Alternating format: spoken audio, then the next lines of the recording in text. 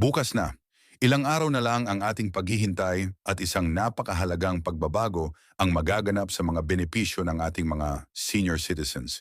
Ika-1 ng Oktubre, markahan na ang inyong kalendaryo dahil tuloy na ang pinakahihintay na pagbabago mula sa DSWD at NCSC. Isang pagkakataon ito na hindi dapat palampasin. Ngayong taon, ang Universal Social Pension ay magkakaroon ng malaking pagbabago. At kung ikaw ay isa sa mga senior citizens na matagal nang naghihintay ng mas mataas na benepisyo, ito na ang tamang oras upang alamin ang mga detalye. Sa ilalim ng bagong kasunduan sa pagitan ng Department of Social Welfare and Development, DSWD, at National Commission of Senior Citizens, NCSC, magiging mas madali at mas mabilis ang proseso sa pagkuha ng mga benepisyong nakalaan para sa atin. Ano-ano nga ba ang mga bagong benepisyo? Bukod sa patuloy na monthly pension, ang mga kwalipikadong senior citizens ay makikinabang sa mas pinasimpleng mga proseso at mas mataas na halaga ng pensyon na tiyak na magbibigay ginhawa sa pang-araw-araw na pamumuhay. Hindi ito basta karaniwang benepisyo lamang. Isa itong hakbang patungo sa pagpapabuti ng ating kabuhayan, lalo na para sa mga nakatatanda na hindi na kayang magtrabaho o maghanap buhay. Mahalaga ring tandaan na hindi lahat ay automatikong makatatanggap ng benepisyo. May mga kwalifikasyon at hakbang na kailangang sundan kaya't nararapat na alamin ang mga detalye. Ang mga nagnanais magparehistro o kumuha ng benepisyo ay kailangang magtungo sa kani-kanilang lokal na DSWD office upang ma-update ang kanilang record at makapagsumite ng mga kinakailangang dokumento. Huwag palampasin ang mga update na ito. Ang mga benepisyong ito ay hindi lamang para sa kasalukuyan, kundi para rin sa ating kinabukasan. Siguraduhing ikaw ay handa at nasusunod ang lahat ng kinakailangang proseso upang makuha ang mga benepisyong nararapat sa iyo. Bukas na ang pagkakataon. Piliin ang tamang hakbang tungo sa mas maginhawang buhay. Tandaan, hindi ito basta-basta. Isa itong mahalagang hakbang patungo sa mas makatarungan at maginhawang pamumuhay para sa lahat ng senior citizens. Huwag kalimutan, ika-1 ng Oktubre, makakasama na natin ang mga pagbabagong ito. Ika-12 ng Oktubre, isa na namang bagong yugto para sa ating mga senior citizens ang magaganap. Matapos ang matagal na paghihintay, magiging available na ang mga bagong benepisyo mula sa DSWD at NCSC. Kung ikaw ay kabilang sa mga kasalukuyang nakakatanggap o karapat-dapat makatanggap ng Universal Social Pension, huwag mong palalampasin ang pagkakataong ito. Bago natin talakayin ang mga detalye ng pagbabagong ito, mahalagang maunawaan muna kung bakit napakahalaga ng Universal Social Pension para sa mga senior citizens. Marami sa ating mga nakatatanda ang hindi na kayang magtrabaho o maghanap buhay, kaya nahihirapan sa paggastos para sa pang-araw-araw na pangangailangan. Dahil dito, ang mga benepisyong mula sa Universal Social Pension ay may malaking ambag sa pagpapabuti ng kanilang kalidad ng buhay. Ang pensyong ito ay malaking tulong upang matugunan ang pangangailangan sa pagkain, gamot at iba pang gastusin.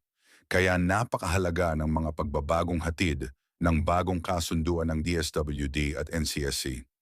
Sa ilalim ng bagong sistema, hindi lamang ang mga kasalukuyang benepisyaryo ang makikinabang, kundi pati na rin ang mga bagong kwalipikadong senior citizens na maaaring mag-apply. Ibig sabihin, kung hindi ka pa nakatatanggap ng benepisyo o may kamag-anak kang senior citizen na hindi pa napasama sa programa, ito na ang pagkakataon nila upang makuha ang nararapat na pensyon. Isa sa pinakamalalaking pagbabago ay ang pagpapadali ng proseso ng aplikasyon at pagpaparehistro. Kung dati ay napakahirap at matagal makuha ang mga dokumento o pumila sa mga tanggapan, ngayon ay may mga hakbangin ang DSWD at NCSC para pabilisin ang proseso. Halimbawa, mas magiging aktibo na ang mga local government units, LGUs, sa pagtulong sa mga aplikasyon. Ang mga senior citizens na hindi kayang bumiyahe o malayo sa mga opisina ay maaari nang mag-apply sa kanilang barangay. Tutulungan sila ng mga LGU sa paghahanda ng mga dokumento at magkakaroon din ng mga mobile registration na magdadala ng serbisyo mismo sa kanilang komunidad. Isa pa sa mga makabuluhang pagbabago ay ang pagtaas ng halaga ng pensyon.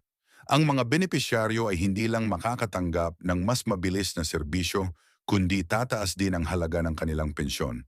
Napag-alaman na ang bagong halaga ay magiging sapat upang matugunan ang pangunahing pangangailangan at magsilbing tulong lalo na sa panahon ng pagtaas ng presyo ng bilihin.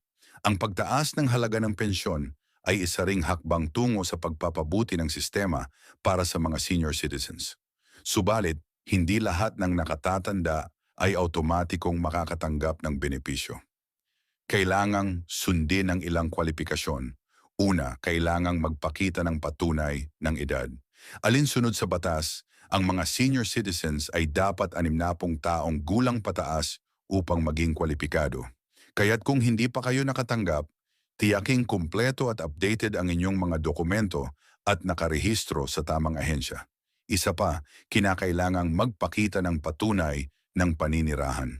Kailangang mapatunayan na ikaw ay naninirahan sa iyong kasalukuyang tirahan gamit ang mga dokumento tulad ng bills, valid ID o iba pang katibayan.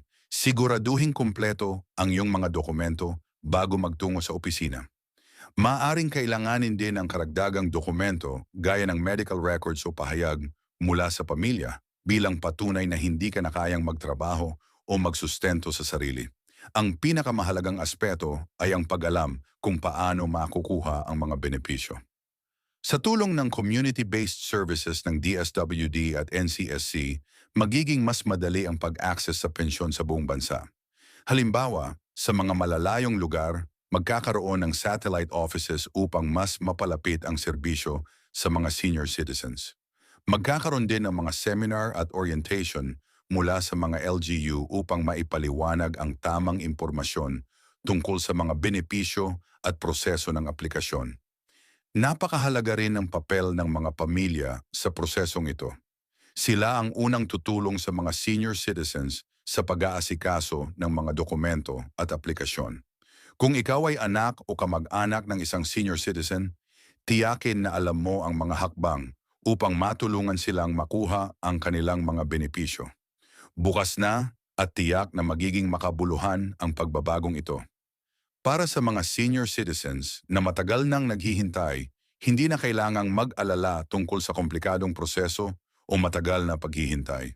Ang mga pagbabagong ito ay magbibigay ng kaginhawaan at magpapabuti sa kalidad ng kanilang pamumuhay. Kung isa ka sa mga senior citizens na naghahangad ng mas mataas na pensyon, maghanda na sa mga pagbabagong magdudulot ng mas magandang bukas. Hindi mo na kailangang mag-isip kung saan kukuha ng tulong o paano masusustento ang iyong pangangailangan. Ang pamahalaan ng Pilipinas, katuwang ang mga lokal na tanggapan at organisasyon, ay patuloy na nagsisikap upang mapabuti ang kalagayan ng mga senior citizens. Sa pagbubukas ng mga bagong benepisyo at serbisyo, magkakaroon sila ng pagkakataong mamuhay ng mas magaan at komportable. Kaya sa nalalapit na ika-1 ng Oktubre, siguraduhing nakahanda ka para sa mga pagbabagong hatid ng bagong sistema ng Universal Social Pension. Ang pagbabagong ito ay magdadala ng mas maginhawa at mas marangal na pamumuhay sa bawat senior citizen sa Pilipinas.